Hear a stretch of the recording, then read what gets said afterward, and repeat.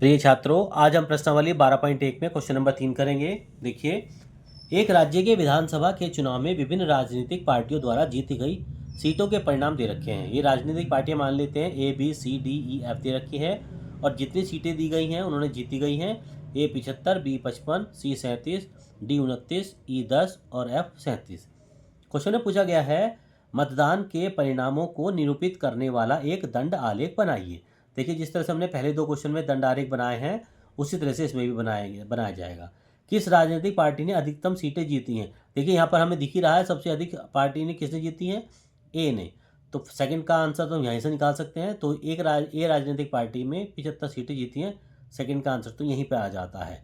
अब हम देखिए, इसके आधार पर हम एक दंड आलेख बनाएंगे अपने प्रश्न में।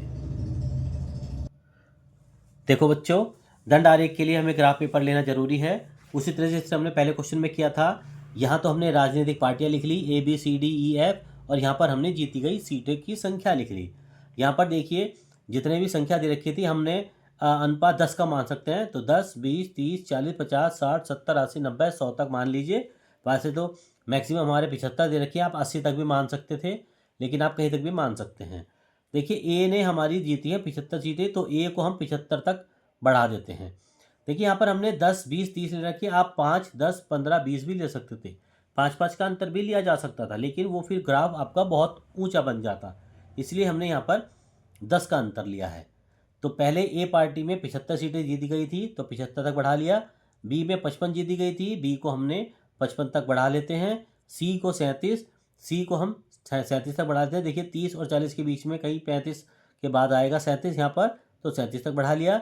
डी हमारा 29 है, डी को हम 29 तक बढ़ा लेते हैं। 30 यहाँ पर है, एक पॉइंट नीचे, 29 तक बढ़ा लेते हैं।